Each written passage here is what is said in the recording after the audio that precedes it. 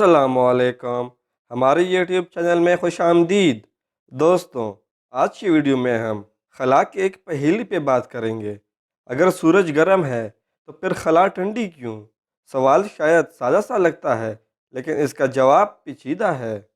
सूरज ज़मीन से तकरीबन 150 मिलियन किलोमीटर दूर है, लेकिन हम हर दिन इसकी गर्मी महसूस कर सकते हैं। ये हैरत की बात है कि कैसे एक जलती हुई चीज़ इतनी दूर तक अपनी गर्मी पहुंचा सकती है। 2019 में कुवैत का दर्जा हरारत बराह रास्त सूरज की रोशनी में 60 डिग्री सेंटीग्रेड तक जा पहुंचा।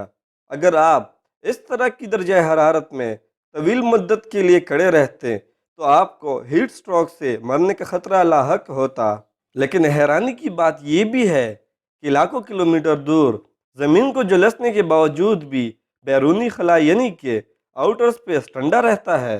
तो अगर सूरज गर्म है फिर खला ठंडी क्यों? इस बात को समझने के लिए पहले इन दो टर्मिनोलॉजीज के दरमियान फ़र्क को जानना ज़रूरी है, जो अक्सर एक दूसरे के मुतबादिल के तौर पर इस्तेमाल होते हैं, यानी कि हीट एंड टेम्परेचर। आसान अल्फाज में हीट एक तवानाई है जो किसी चीज़ में ज़ख़ीरा होती है, जबकि इस चीज़ की गर्माइश या सर्दी को टेम्परेचर से नापा जाता है कि एक चीज़ कितनी गर्म या ठंडी है।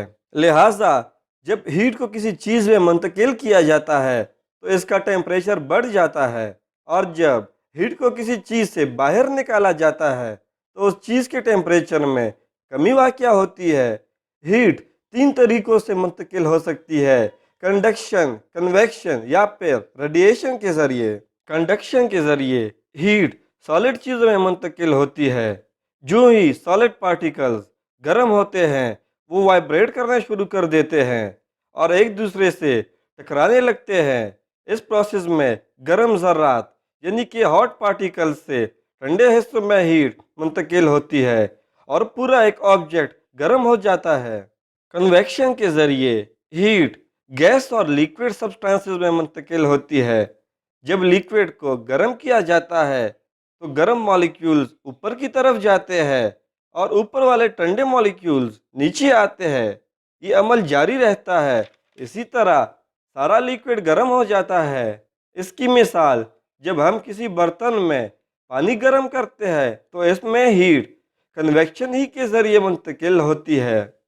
कन्वेक्शन की एक और बेहतरीन मिसाल रूम हीटर्स भी है।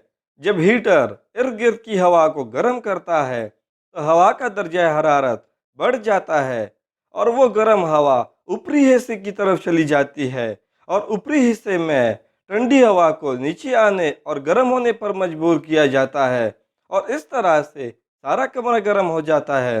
रेडिएशन के ज़रिए हीट को मुंतकिल करना वो अमल है जिसमें कोई चीज़ रोशनी की सूरत में हीट को खारिज करती है।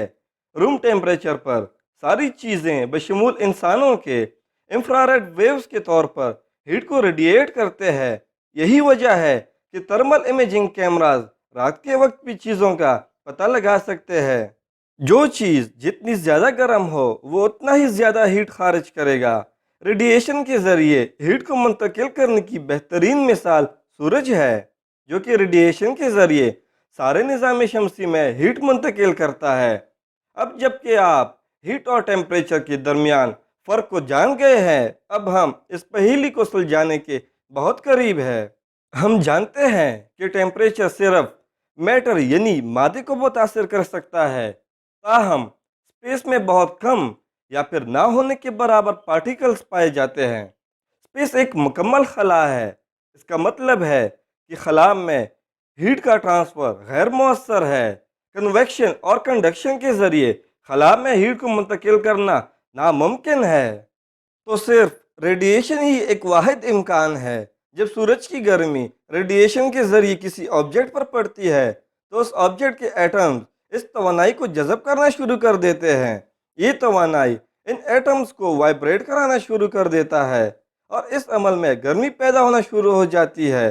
चूँकि खला में हीट ट्रांसफ़र करने का कोई ज़रिया नहीं, इसलिए खला में मौजूद ऑब्जेक्ट्स का टेम्परेचर ज़्यादा अरसे तक एक जैसा रहता है। गर्म चीज़ें गर्म और ठंडी चीज़ें ठंडी रहती है। लेकिन जब सूरज की शुआएं ज़मीन पर पड़ती है तो ज़मीन पर काफ़ी मादा मौजूद होता है जो इन शुआओं को जज़ब करके इर्द गिर्द के माहौल को गर्म करता है।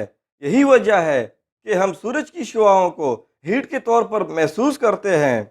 जब गर्म होने के लिए कुछ नहीं होता तो उस निज़ाम के दर्जे हरारत में कोई तब्दीली नहीं आती। बिल्कुल यही काम खला में भी होता है। सूरज की शुआएं इसमें सफ़र कर सकती है, लेकिन वहाँ पे कोई एटम्स या मॉलिक्यूल्स नहीं होते जो इस गर्मी को जज़ब करे।